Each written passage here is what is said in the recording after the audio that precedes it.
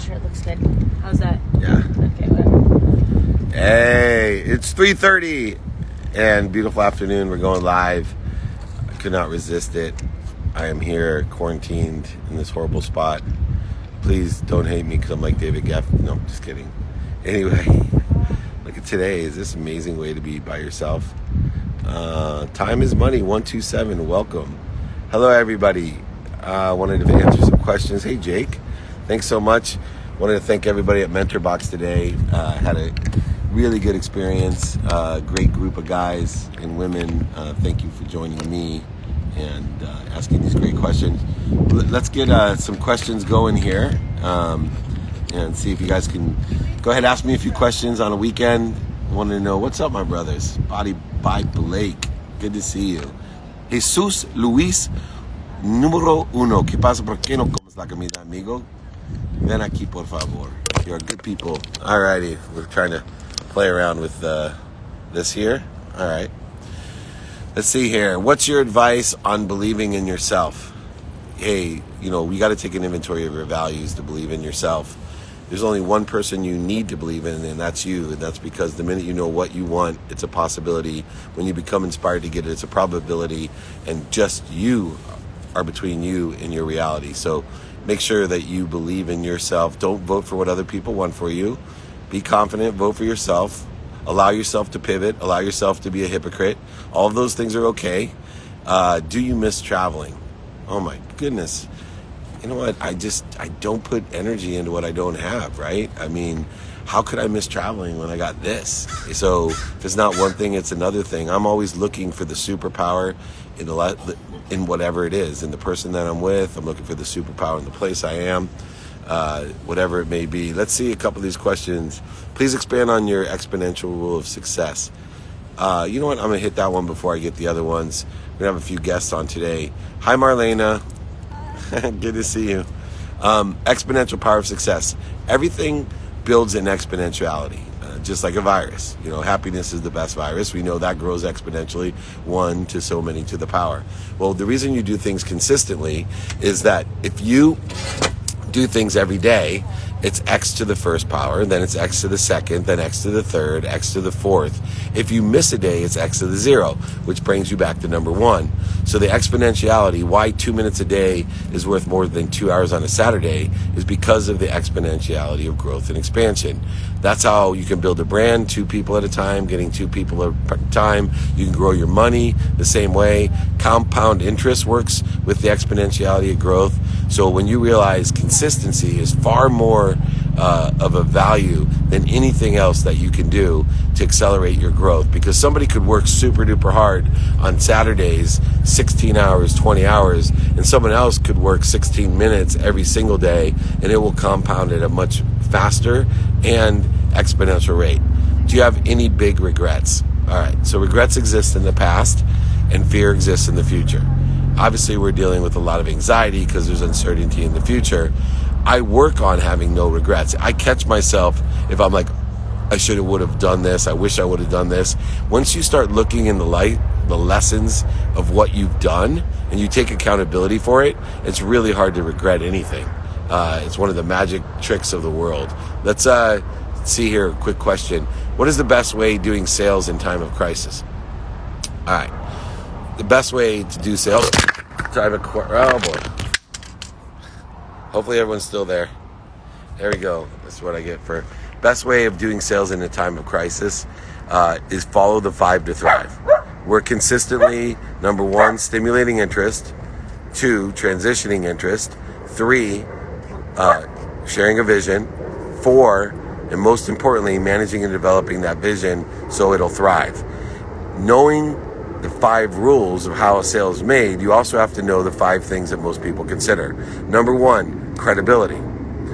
You need to know your credibility, and especially in a time of a crisis. You don't want to oversell, back-end sell, lie, manipulate. You got to be credible. You got to stick to the truth, and the truth is relying on 1, your emotional attachment that you get, and 2, the quantitative reasons, impacts, and capabilities that you have.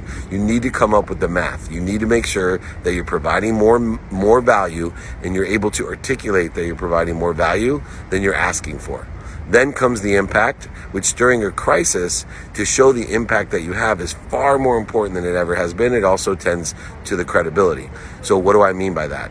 If you can impact, for example, I can figure out how to hook up 9 people to one respirator, right? That has a huge impact today. And so that would provide an incredible impetus on a sale. So looking at, 1, the credibility, 2, the emotional attachment, 3, the quantitative real math of the reasons, impacts, and capability, and then the impact. And then finally, and least important, is the features and benefits of the sale right now. The more you can provide value and service to others, the easier it will be to sell, especially in a time of crisis. Let's see if Bruce Tollner is on the line here. Not yet. I want to go live with Bruce today. There's so many of you, if you have any questions about careers, and there we go. Hold on, let's see what we got here. Hi, David. Can you, shy, inverted person, still be a great salesman and still a very lucrative career like in legal selling days? Yeah. So, look, just because you're shy doesn't mean, or an introvert, doesn't mean you can't sell. In fact, one of my top cold callers didn't barely know English, but he followed the methodology of stimulating interest, transitioning interest, and sharing a vision. And so you too can do that, whether you're shy or introverted. We got to make sure that we're asking, because the key to sales is asking how you can be of service or of value, a series of questions. And 2, ask a series of questions of how somebody else can help you. Everybody is a gatekeeper. Everybody is a connector for you. There we go. Let me see, Bruce Tollner over there. Let me grab you before I lose you. Hold on one second here. If everybody doesn't know, Bruce Tollner is the co-founder of Rep One Sports, one of the most famous sports agents in the world. They represent over 70 athletes at Rep One. Incredible people. That's what made them so great over the last 2.5 decades. Is Bruce Tollner hopefully joining us here live to talk about what we should be doing today for careers. I know a lot of you ask me how to become a sports agent, how do I get a job in sports? It really works the same way in almost every industry, because sports is a multi-billion-dollar industry, and although there's some unique changes in the short term right now, it's just a matter of time between everyone's lined up to buy their tickets. StubHub is rounding, and the gambling is going. 20 states legalized gambling in the last 18 months. So we'll see how that goes. Trying to get Bruce on. Do not know why we didn't connect. Let's try it one more time. Waiting for him to come on. Give me another question while we wait. There we go. I think we got him. Oh, my goodness. What's going on, Mr. Meltzer? You are looking younger and younger. I don't know. What are the effects of coronavirus? Is making you look younger? No, we're just fighting the fight, man. Listening to your words of wisdom here. Good stuff, brother. Thanks for joining me. I was just Absolutely. saying, one of the most common things people ask us is, how do I get a job in sports? How to become a sports agent? You and I have been blessed. We actually created a whole course for people to get a career, let alone a career in sports. And we were working with Innovate University. But we learned, I think there's 8 modules that we filmed, but we learned so much from the biggest names and the most powerful people in sports. What are some of the takeaways that you got working on the project with us? Absolutely. Just a ton of wisdom on all different topics, Dave, from, the proper resume to following up to building a network, all the different areas that you want to think about in terms of growing. And I think one of the biggest ones, because a lot of people want to be an agent, is people realizing how many jobs there are in the sports industry and learning how to attack those different opportunities just within a professional organization or esports or so many different things besides just the agent world, that there's just incredible opportunities out there to learn and grow and be ready to attack and get after them. One of the things I think people, when they're looking for careers, they're not more interested than interesting. I myself, when I was young, I didn't even know doctors worked in hospitals. And I laugh at a lot of the kids, when they ask me about being a sports agent. So I asked them, what's the number one reason you want to be a sports agent? And a lot of them have the wrong answer. They think that being a sports agent is different. What's your favorite part about being a sports agent? I really think it's helping guys go after their dream of playing in the NFL. And it can be a first-round pick or it can be an undrafted pick and just fighting to make the team. But it's really helping those guys be successful, be the best they can be with their NFL club, and then helping them transition into their second career too. Because as they realize their second career is going to be longer than their first, even though their first is a big one. And then secondly, what was the biggest surprise in being a sports agent? You know I had a few working with Lee Steinberg. What was the biggest surprise that you had in the career? Oh, there's surprises all the time, unique, different things coming at you all over the place. I think one was the struggle, the challenge of when guys need to transition out of football. It's a very challenging time, and it's not always obvious when you need to jump out of it because sometimes people continue fighting for it and they get that opportunity. So in terms of helping guys transition, the surprise of not having a clear-cut timeline of when it's over. So guys got to decide on their own based on the circumstances, but help them fight as long as they want to fight going after their career, and then help them be prepared to transition to that second one. And use a lot of these tips that you're sharing today to help guys figure out how to be successful in the next career. You know, and transitioning is so interesting, especially now because you and I have a couple kids that came home from college. Right. People are getting extremely anxious about, hey, what am I going to do this summer, or what am I going to do with my life? Right. And, you know, transitioning, when you have transitioned so many athletes from playing into, you know, super careers, you know, as business people and announcers and other things, what are some of the skills or habits that you think are helpful, or we will be teaching in Innovation University? I know we've talked about these skills, habits, and desires. What are some of the key ones right now when these kids have a little bit extra home time? What should they be doing? Right, and that's why I'm excited about the course that we put together too. I think it's going to be on IY webinars next Friday, a free webinar just talking about the course and talking about all the things that you're bringing up here. But one of my favorites is people always comparing and trying to be like you or somebody else, as opposed to just embracing who they are. And we talk a lot about that. Everyone brings a unique story to the table, and embrace who you are and make the most of that opportunity. Just like I think one of your questions you were just addressing was, can people who are introverts be good salespeople? And there's just a lot of different ways to be successful. Attack it like an introvert in a positive way and embrace who you are. And you got, you know, sky's the limit on what you can do. Yeah, and the good thing about Innovate University, we're going to be talking about all the different opportunities besides being a sports agent. A lot of people only see the limited number of jobs in sports. You and I know, because we've had them ourselves too, that not only is there a multitude of opportunities that pay really good money and align with your enjoyment, but you can create, and I think a little bit, even though you're a sports agent, you've really evolved and created a business with your partners that isn't just sports agentry, which is why you and I are professors now. So, there's incredible opportunities. I mean, my son worked at NFL Network, and that's been a great experience for him. My daughter's worked in the PR department for the Seattle Seahawks, and that's been a great experience. Just embrace what you like. If you're an accountant, there's opportunities in sports as an accountant. If you're a PR person, there's opportunities in sports. So, again, embrace who you are, what your strengths are, what you bring to the table. There's a lot of great opportunities out there. Take note, everybody out there. I have not been asked to help Bruce's kids. So for all of you people sending me resumes at Sports One Marketing, send them to Rep One. It must be a much better place to work. You're the spot, man. You're the spot. Keep going to Dave. He's the man. I'm getting sunburned. Look at this. This is amazing. Life is good down there in South Mission. You got it, baby. Anyway, we're going to be doing a free webinar, both professors for Innovate University. I wanted to have you on. Is there any last piece of advice that you'd like to give that maybe we haven't picked up yet? I think on, like you were mentioning, just transitioning, this is really an opportunity to learn and grow and find out what you can do, not just our online class, but is there other things online you can learn and grow and continue to develop and come out of this situation that we're in better and stronger. And so and just embrace the time that you have and come out of it better.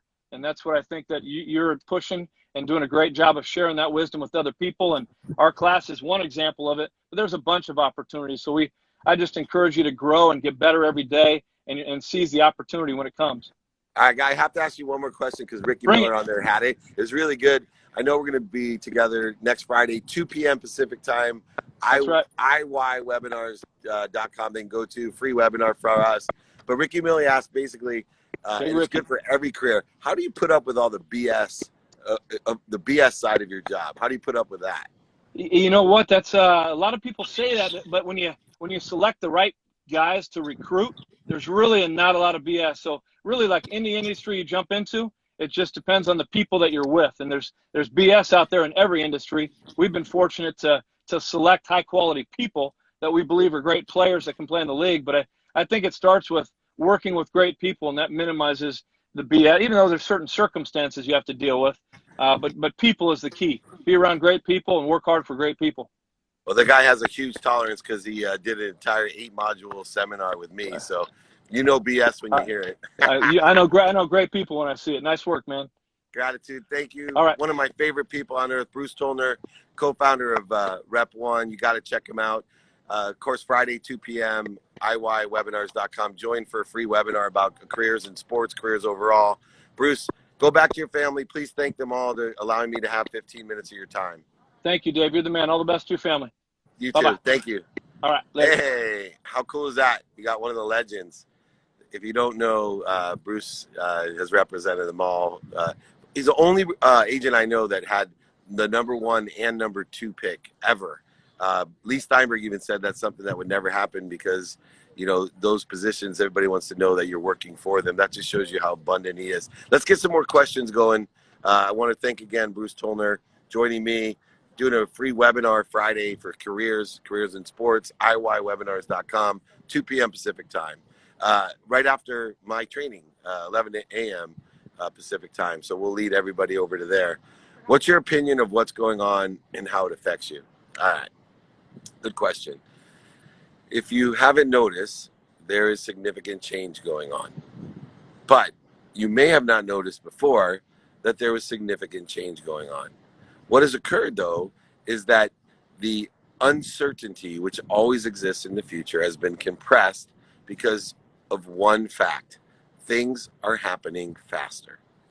And so when things happen faster, a lot of people create resistance. They create void, shortages, and obstacles. They create corrosion to what they actually have and to need is that inspiration, the life, the lessons, the love, the light that keeps them moving on. And so what they have to do is actually slow down and allow things to happen. So some of the tips that I give is to take inventory, right? Take inventory of your values, take inventory of your assets, take inventory of your closet, your garage, take inventory with your family, what truly you have in order to effectuate and slow down things so you can make critical decisions based off of what you have, not off of unstable data, right? We want stable data. So when we take inventory, it allows us to have that stable data and allows us to go ahead and move forward. The first step is to be stable, and the next step is to look for opportunities. And so when things are compressed, and uncertainty is one of those things, when change is happening quicker, we've been through 13 years of growth, 13 years of a stable growing economy. And so many people have stopped taking inventory. They have just assumed the normalcy fallacy that everything will just stay the same. Well, believe it or not, everything has been changing. It just hasn't been apparent to you because it hasn't had the change effect. And now it has. And so now we have to go and take a step back and take inventory, get stable, and then look for opportunities. Really good questions, everyone. Let's see here. We're killing it on the questions. Let's look here. How do you deal with a manager in sales whose methods aren't working too well without going against the management? So the things that you need to do, just so you know, whenever you're not aligned, is there's two things to do. One, try to understand where they're coming from. You may be wrong, right? You may be wrong.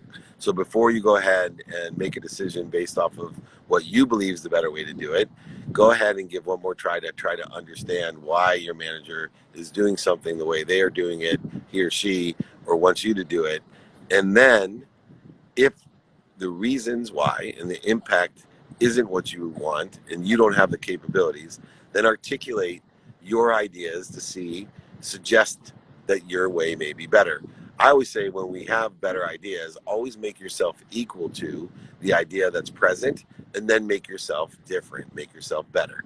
So go ahead and acknowledge where they're coming from and the reasons, impacts, and capabilities that they have and provide that understanding. And then make a leading question. Would it help if we did this? Do you think it may help if we did that?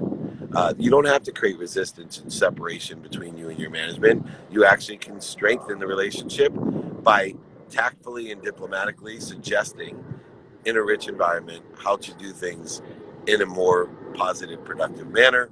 But learn first to make sure that you are right. Let's try to go live with someone else real quick. We got so many people on here. I've tried to get Heath on here before. Let's see if we can get Heath on here. Jake, thanks for joining me. Jake Cap, Furley 11, lucky numbers 11. I am. Hello. Hey, Dave, how you doing, man? Thank you for joining me. Thank you for having me on here. I've seen you there a couple times. I really wanted to get you on, so I was sure hoping appreciate it. I hope you have a great question that we can share with the community. I do. I just want to ask you, because I know this is relevant for maintaining your mental health during this physical crisis. Yeah, so I look at things holistically. That my mental health is directly affected by my emotional, my spiritual, and my physical health. So I see a holistic approach. Mindset is, to me, the mental health aspect of it. But my mental health starts with my physical being, right? If our bodies aren't healthy, it's very hard to mentally be focused. And so what I try to do is set a minimum amount of time in health in general and start with my physical. Then I meditate for my mental well-being and find my highest frequency through meditation. Now, a lot of people may be averse to meditation. The key is I find my highest frequency, my highest self, my highest vibration, my happiest point. So if jogging does that for you, or having a cup of coffee and listening to a podcast, if snuggling your 9-year-old, whatever that may be, right? Do something for your physical health. Then go ahead and find your highest frequency, and then emotionally, whenever you're out of whack, go back to that higher place. So what happens is emotionally, we'll have the ego tell us, I'm afraid, anxious, frustrated, angry. I'll project some sort of separation, inferiority, superiority. And we have to train ourselves. It's a practice to go back to the higher self and I call it cancel. So I call it stop, drop, and roll. But if you can aggregate all of this practice and remind yourself and forgive yourself, this is just a practice. I'm still learning the lessons I teach. I'd like that to be quoted on there, by the way. I'm still learning the lessons I teach, because every lesson Jake, I ever teach, I forget. Yeah, please. You got it. But it is true. Like, I think it's an important thing that people know, like, hey, you're still learning the lessons that you teach. And I know you coach people as well. And you probably get off a coaching session half the time and go, man, that was really good. I wish I did that. Oh, you do that, but it allows you to reflect. And, I do want to touch on that with me. I have a brain injury and I work with people with brain injury. And based on some of the principles that I've learned from working with you actually over the years indirectly, I've developed this system because we isolate ourselves as brain injured people anyways. So we're familiar with isolation, but I think that this is really relevant to what's taking place right now. And I've developed a system that's aimed to be better, and it's accept, inform, and manage. And really what we need to do, because we work out of denial so much when we're presented with an issue, correct? And so once we fully accept what we're dealing with, then we can move to that next I, and that's informing ourselves how to best manage then, because it's the only way we're going to get better, is being able to accept, inform, and manage to move through that. Because until we do that, we operate out of resistance. And that's one of the things that I've learned from you is, the universe will not allow you to be resistant, because it will take you whichever direction it wants. But when you're fluid, things flow. And I've definitely learned with alignment, purpose, again, enrolling people in your vision, it creates just that higher resonance, and it's really helped us try to move through this stuff. So, again, I appreciate all you've done and that gratitude practice. Thank you, sir. I appreciate you. Keep clearing that connection between you and the most powerful source of energy, light, and love. And thank you for helping others. I appreciate it. We'll get you back on. Thank you so much. Yeah, for sure. Take care. Thanks, guys. Take care. Very cool. My favorite part, helping other people. I am still learning the lessons I teach. Every once in a while, the universe gives me a gem. That's the humility that you have to understand that we're all hypocrites in a world that we're just trying our best and define that higher self. Let's go back to another question. How beautiful is it behind me, by the way? Is that incredible? Holy the moly. Creating content on a schedule, tips, finding your tribe. Yeah. First of all, consistent quality content. Write that down, everybody.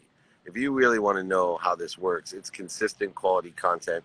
That's why, my mentor, hero, because the guy's amazing, Gary Vee, what he does well is he has consistent quality content that has such a powerful signal, such a wide spectrum, and such a clear message, right? It doesn't have to hit everybody. He has 9 million ambassadors and followers, whatever, but there's 4.2 billion people on earth. Most people don't know who Gary Vee is, but within the scope of his signal and the spectrum of his signal and the clarity of the message, there's nobody better. He's so authentic and consistent with his quality content that talks to the audience that he wants, right? I'm working on, being able to talk to a wider spectrum. I got a strong signal, a clear message, but the spectrum that a Joe Osteen or a Tony Robbins, those guys can reach is extraordinary. How with what they say can reach so many people. It's a gift, and have to be humbled in order to effectuate communicating effectively to a wide spectrum. It takes practice, and I'm still learning the lessons that I teach, and that's one of them as well. Always the teacher became the student. Always. You got that. That's a great one. Let's go and see who else wants to join us here. Really great people. Thank you very much, Abdul Aki. Thank you, everybody, for coming on. I know it's a Saturday. Hopefully you're enjoying your family while you're watching this. I appreciate it. Let's see. Try to get someone else to go live, and I'll answer some more questions. All right. Waiting here. Anyone have any other questions I want to put up there? Please do so. I'll get to them. Really enjoying here. Hi. Hi, David. How are you? I'm amazing. How are you? Good, thank you.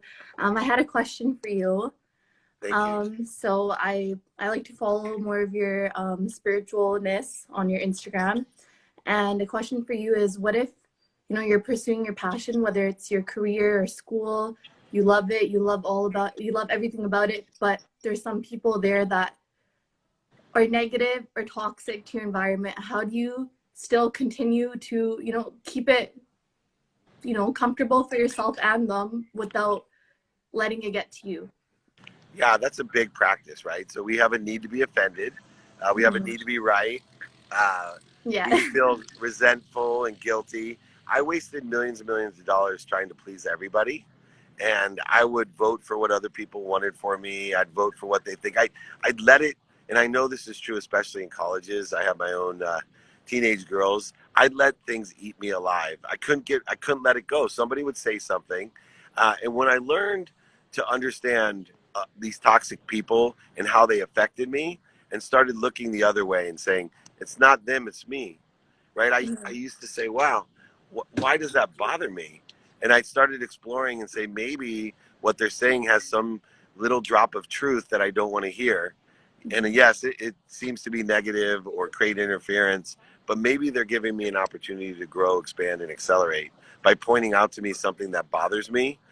So for example, I used to joke around if somebody said that, oh my gosh, you're not a very good speaker. That would never bother me because I had such confidence that I was a good speaker.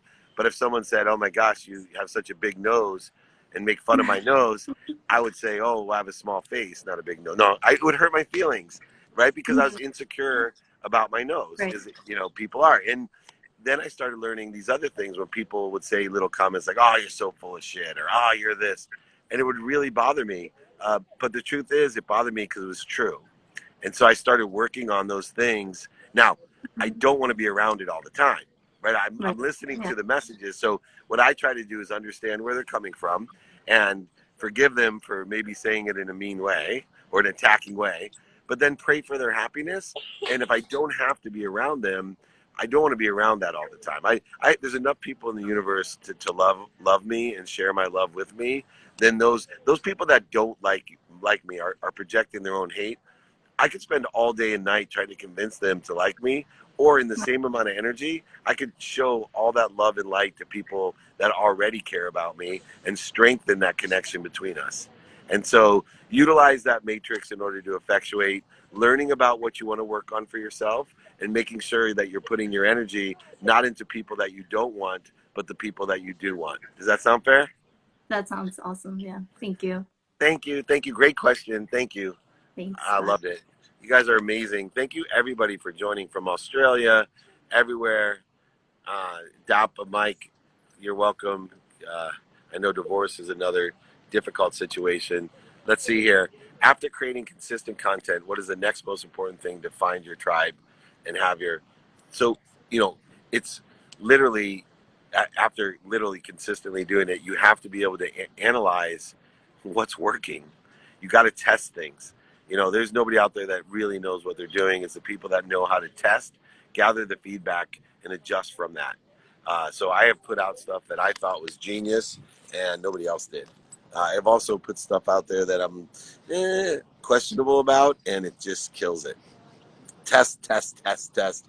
Learn to understand the feedback, adjust from the feedback, and provide people what they want. Provide people, imagine you're a big satellite and all these people are radios and they all have different stations. Well, you have to transmit to a variety of different stations. And so if what you're transmitting doesn't, get recognized on that station, then figure out what you're trying to say to that station. And the more stations you can hit, the more you'll be like Joe Osteen or Tony Robbins and hit everybody. Very cool. Let's hit another question. How do we attract what we want? So here's how I believe we attract what we want. I believe what we pay attention to and give intention to gives us the coincidences in our lives. And if we practice attention plus intention, meaning consciously every day giving it attention and intention, and then accessing it in our subconscious mind, creating neural pathways, creating disciplines and habits in our mind that then speak to our quantum memory. It speaks to our actual frequency, personality traits, characteristics, obsessions, and addictions that will also in the metaphysical, quantum physical, and real realm help to attract or create the coincidences that we want. I used to think the law of attraction was if I create a vision board, think about it, say about it, and do about it, that'll instantly go up into the universe and attract what I want. I now believe that what I think, say, and do create the beliefs that I have and the neural pathways that I need in order to communicate with my DNA, to activate the epigenetic layer of my DNA. I believe I have a quantum memory, an actual potential according to different parts of me. And that creates personality traits, characteristics, obsessions, addictions, frequency, and energy. That is what is the beacon. That's what it is attracting, not a direct connect, but through me to what I want. And that's coincidences where other people think I'm lucky, which is a good thing. Let's go down here. Question: how to make the most out of this quarantine? Inventory.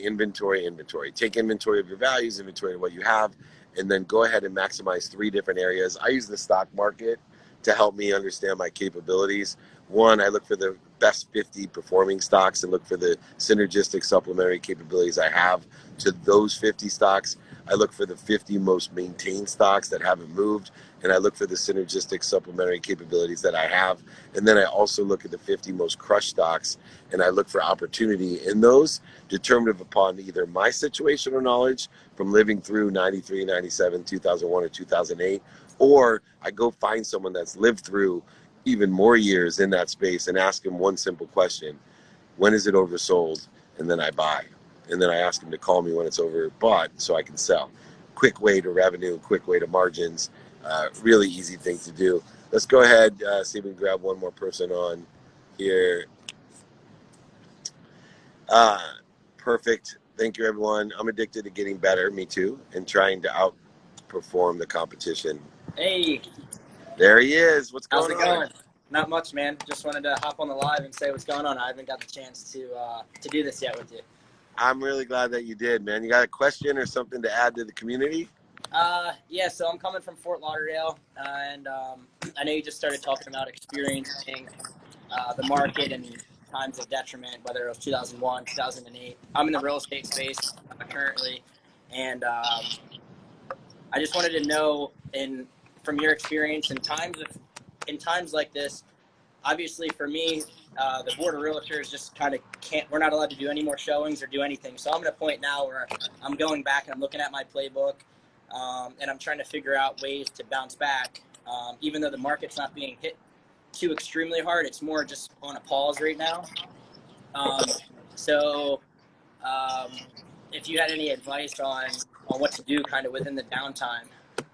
Yeah. So number one, you know forward. the opportunity's coming, right? You know, in Right. real estate, the opportunity's coming. So for me, money doesn't disappear; it just slows down. And when it slows down, that's when I really get involved in strategy, awareness, and help.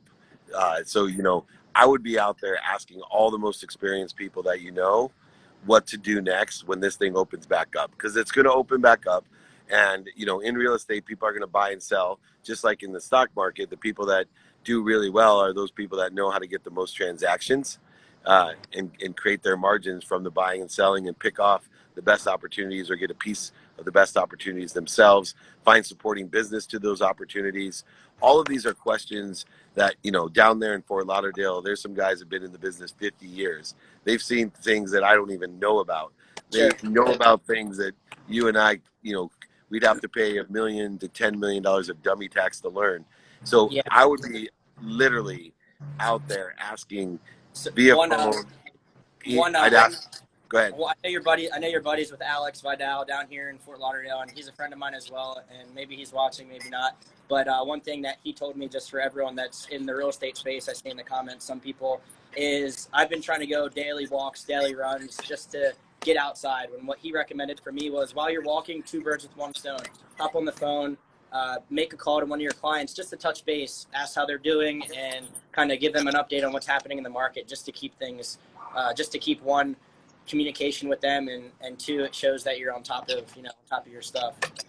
Absolutely, man. You should be asking a series of questions of how you can be of service and of value to them. And you start by asking them, hey, how are you doing? What are you doing? What do you like about it? What don't you like about it?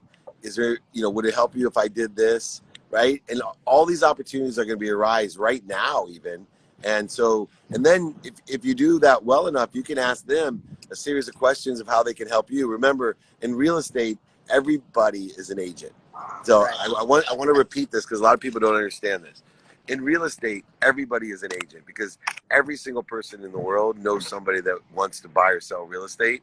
I don't care who you are. And so if you don't understand that you treat everybody like an agent, and you be kind to your future self, and you're there to provide value, service, and to ask for value and service of anyone that you meet, you're going to exponentially, on average, most people, I keep telling you, they know about 1,000 people on average. When I was at your age, you know, I could ask someone on average, they knew 5 people. They knew their card game, their golf game, their church group. You know, they only knew a few people. Now, people you just meet are all agents. So ask them, hey, do you know one that is interested in this? When this thing turns around, do you know one that has the knowledge about this, the skills about this? Do you know anybody that lives around this area that may be interested, that's having a little bit of trouble, that I can help out and get some cash to them and take, you know, some extra properties away from them? There's tons of stuff. But your buddy, Alex, and mine, dude, I got those earpods in when I'm walking all day long. It pisses off my wife sometimes, but I'm calling people and asking a series of questions to see how I can be of service. Yeah, one other question.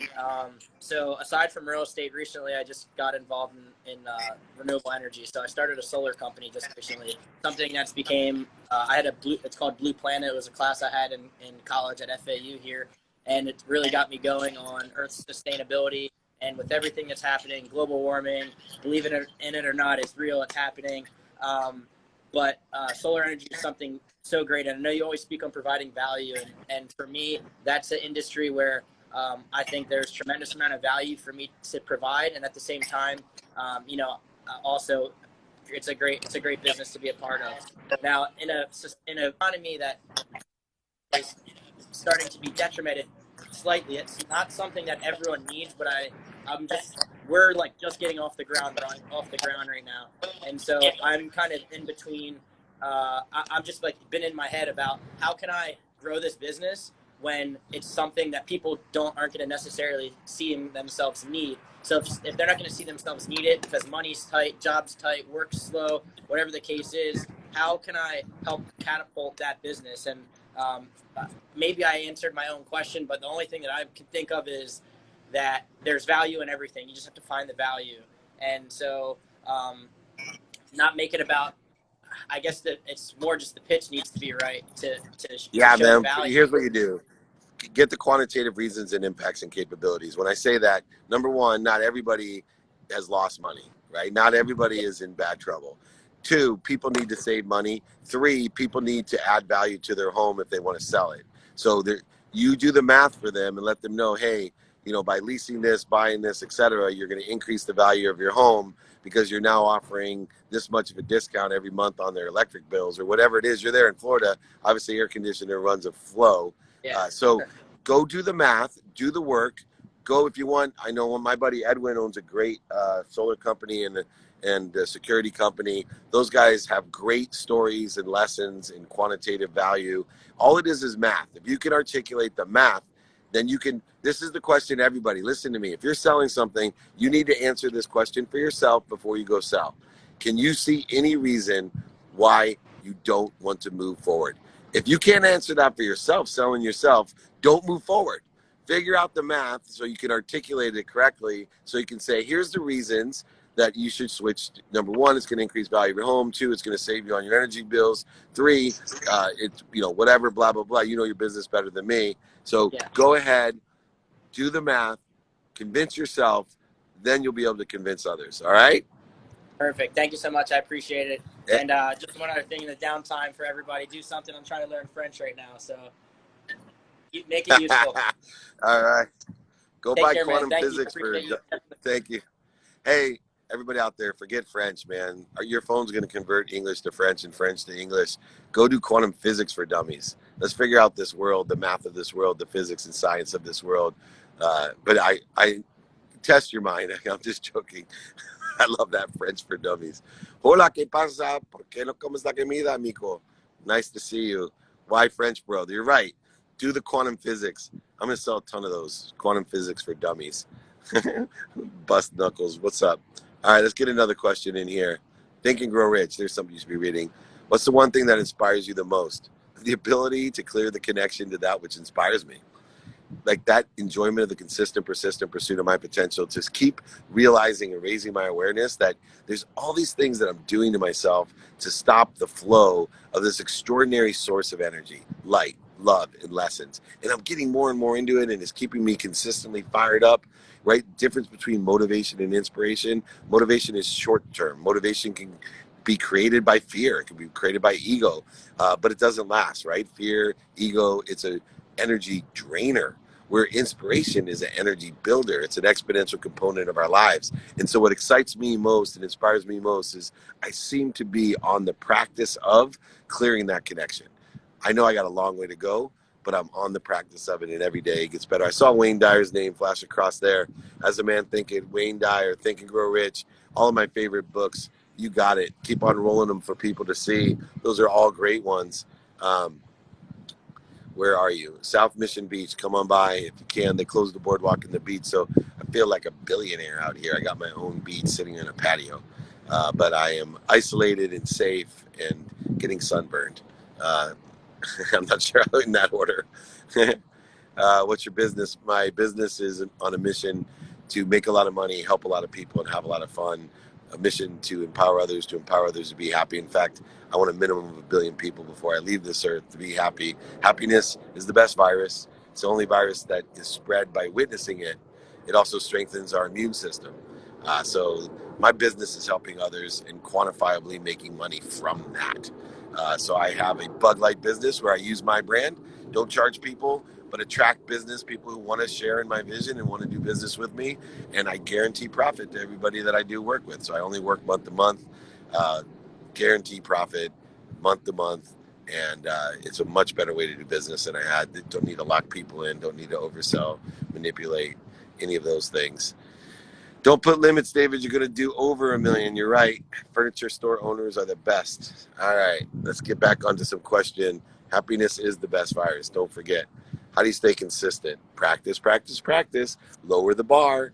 Consistency is an activity. Even Einstein said nothing happens till we move. So start moving. I don't care if it's 0.1 seconds a day just to say thank you.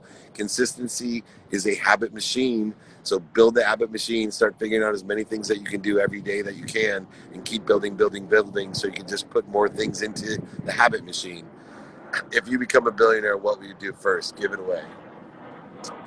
It's easy. Not even a question. How do you get the MO, the MOE? Oh my gosh, am I old? Am I supposed to know what MO is, Jacqueline? MOE? The mojo? I don't know what the Mo is. I am so sorry and old. You're killing me. How do you deal with FOMO and missing out? Hey, Liam, thank you so much. Because I have switched FOMO uh, into JOMO, the joy of missing out. I literally have. I was the biggest FOMO. Me and my boy, Rob Angel, who invented Pictionary, founder of Pictionary, just unbelievably super guy. We were the FOMO brothers, the FOMO twins. And every time it was like almost a race to see who's going to be missing out on what. I literally live my life in JOMO. It's the joy of missing out because I am so steadfast on my values. I'm so steadfast on what I want to get by being a student of my calendar in the day, putting attention and intention to create the coincidences I want, that there is no void shortages or obstacles. If I want to do something, I'm not missing out on it. I'm doing it. That's all there is to it. I'm doing it. I'm not putting time on it, but I'm going to do it. If I want to go somewhere or do something, I'm going to do it, but I'm not going to feel pressure to do something out of fear.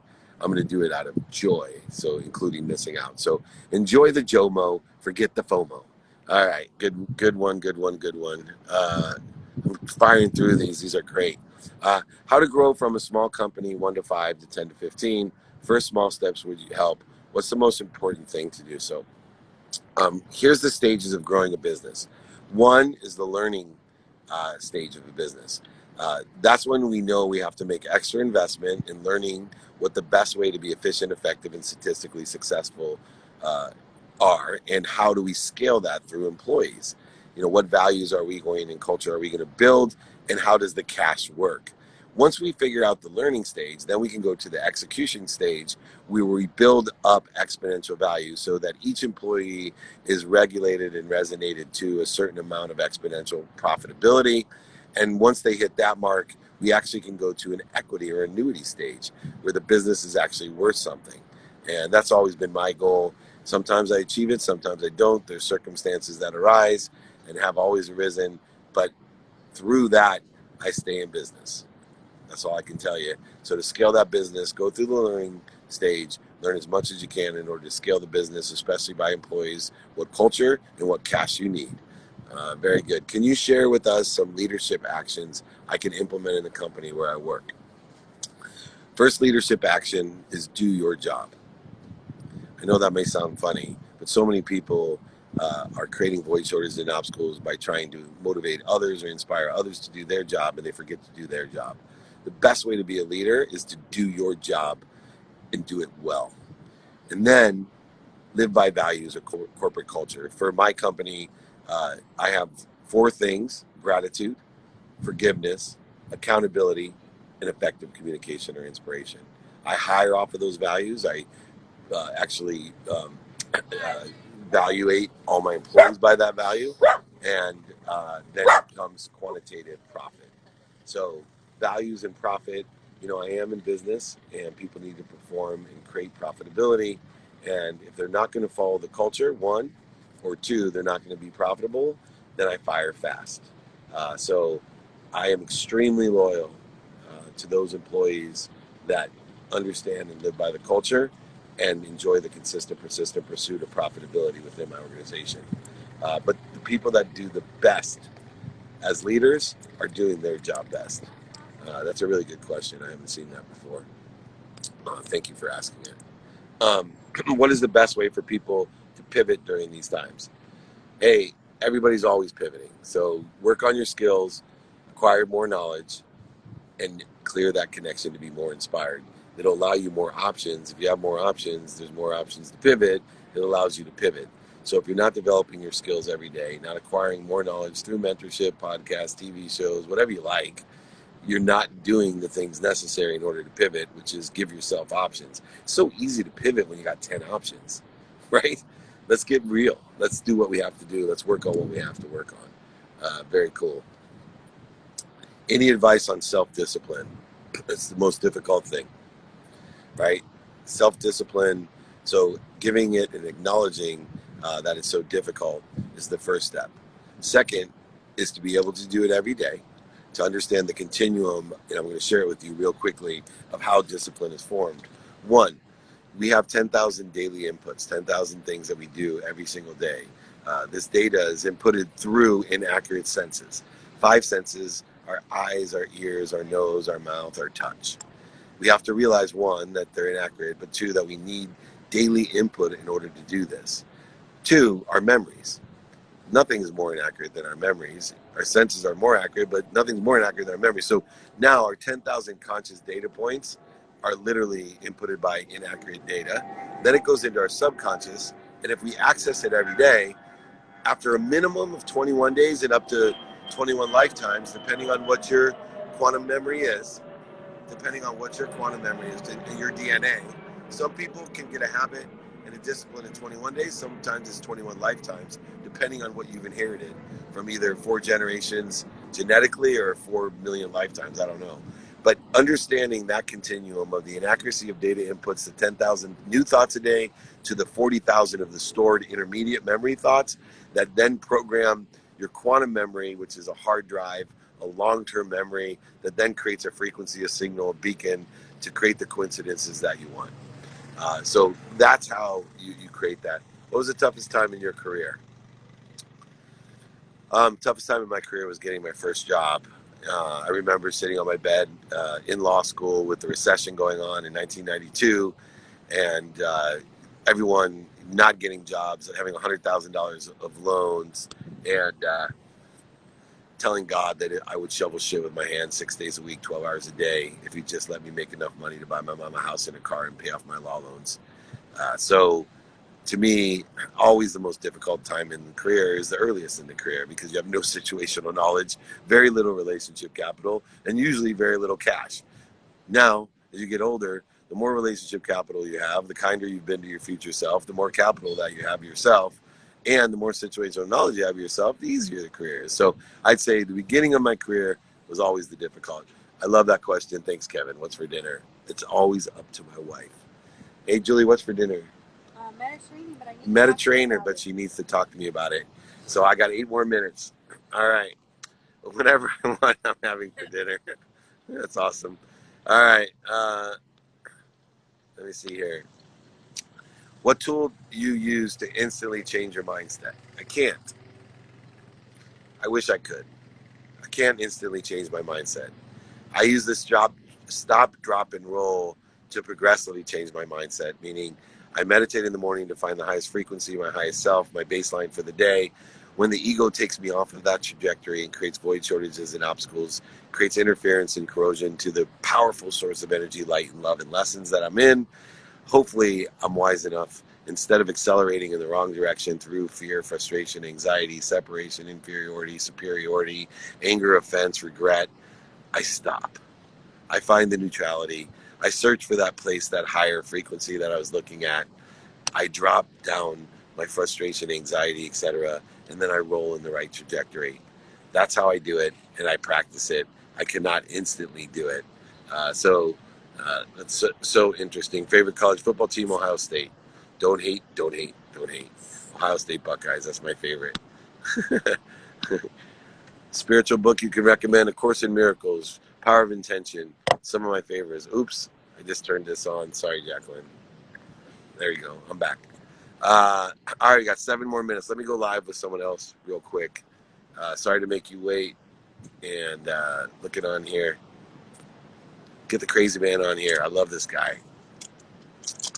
Here we go. Dougie Fresh, you on there? What advice would you give your younger self? Easy. Radical humility. Mr. Meltzer, how are you, man?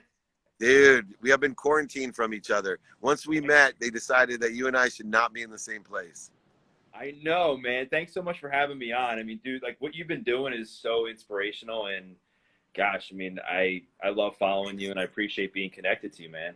Well, you got a lot of wisdom yourself and a lot of help that you're giving. I know I owe you. I asked Marshall. I know I owe you a conversation with Markville Park. He did say yes, by the way, and we're gonna get him on here again. But you got a question for the community or something we can help you with? Yeah, I mean, I think the main thing that people I think are struggling with is kind of like how to navigate and balance like the ability to be still right now and just work on ourselves, and also to kind of hustle and bustle and get some and make the most of like the opportunities when we're here, like quarantine? Like what would you like, what kind of advice would you provide for people like that? You know, I think you have to have a routine, you know, and we can't have our normal routine. We have to create an adaptable routine. And that's why I tell people to take inventory of their values, because I think if you take inventory every day of your values and then establish an adaptable routine for that day of those values, that not only can you plan the efficiencies of what you have planned, but looking at the white space of your calendar, you now can actually plan for that neutrality, right? That peace, that research, that inventory of other things, the project that you know, learn French, learn quantum physics, all of those things that you're talking about, it gives a sense of security. Remember, what creates confidence is three things: clarity on what you want, balance of your values, and focus. When we have clarity about what we want and we balance them within the values for the day and then focus in on them, meaning give it attention plus intention, we get confident. And that confidence is the clearing of the connection of that powerful source that creates the coincidences. So that's the mathematics that are, I believe, behind what you're talking about, finding neutrality, utilizing what we call downtime or peaceful time in order to effectuate even greater advancement, greater acceleration and growth, and greater coincidences of what we want. Does that sound fair? It sounds perfect, man. It's funny, like this, like I feel like I've been training for this, because this reminds me of when I was incarcerated, being isolated, not being able to go anywhere. It's just weird because there's like nobody here. So I love what you're doing, man. Keep it up. Yeah, well, check out Doug's story, man. It's incredible. It is probably great lessons to learn from you about being quarantined and how to be a better self when you get out, right? So keep up Yeah, the good work. I mean, like fitness, you know, literally saved my life the last time I was quarantined when I was incarcerated on felony drug charges. So I just encourage people who are on here just for a minute just to make the most of this. Make sure you're working out, taking Dave's advice, you know, meditating, you know, paying attention to your ego and just doing whatever you got to do. So thanks for having me on, man. Awesome, man. Yeah, I owe you that phone call. Go ahead, hit me up. It's a good time to get him. Thank you, brother. I appreciate that. Man. Another guy that knows illumination, you know, he made mistakes when he was young, got incarcerated, illuminates to everyone, takes the power out of it by telling everyone the lessons that we learned and the humility that it takes. Someone asked me on there, what would you tell your 18-year-old self? Radical humility, 18, 28, 38, 48, and 52. I keep reminding myself, Dave, you got to be radically humble. You got to learn from your lessons. You got to tell people the truth. You got to allow people to know that you're just human, you're a hypocrite, that you're doing the best that you can. Share the good ideas. Let them know that they come through you. From God and others, it just comes through me, through experience, you know, and I want everyone to share in the happiness, right? We got 3 minutes left. Oh, no, Melvin Gordon to the Broncos. See? Share the happiness. Oh, man. Here we go, Chargers. Let's go. We're getting Cam Newton, by the way. Let's take one more question. What's the last negative assumption you made, and what did you learn from it? Last negative assumption I made about my teenage daughter. You know, I just assumed and didn't give her credit and empower her with making good decisions. And she wanted to go somewhere, and I thought for a different reason. And I want to make sure that not only is she safe, but she understands the severity of keeping other people safe. And it ended up that she really had to go somewhere in order to facilitate. She starts school back up online, her college on Monday. So I forgave myself and reminded myself, I'm going to end on this. Look for the superpowers in people. Look for the superpower in the position you're in. You'll get what you find. You'll get what you seek. You know, if you're seeking, you know, I know right now crime is down, but domestic crime is up because we're looking for the wrong things in each other when we're sitting at home. Look for the light. One little particle of light overcomes 1,000,000 particles of darkness. Remember the candle theory, right? My candle burns if I only hold it to myself. But the minute I light other people's candles, my candle stops burning. So let's look for the light in other people. Let's find the superpowers in them. Let's encourage them. You're going to find what you seek.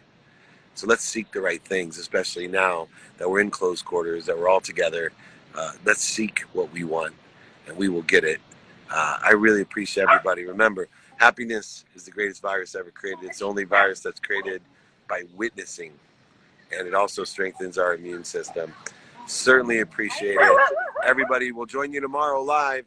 Thank you, Bruce Tolner. check him out at iywebinars.com, 2 p.m. Friday Pacific time. Learn about getting a career in sports.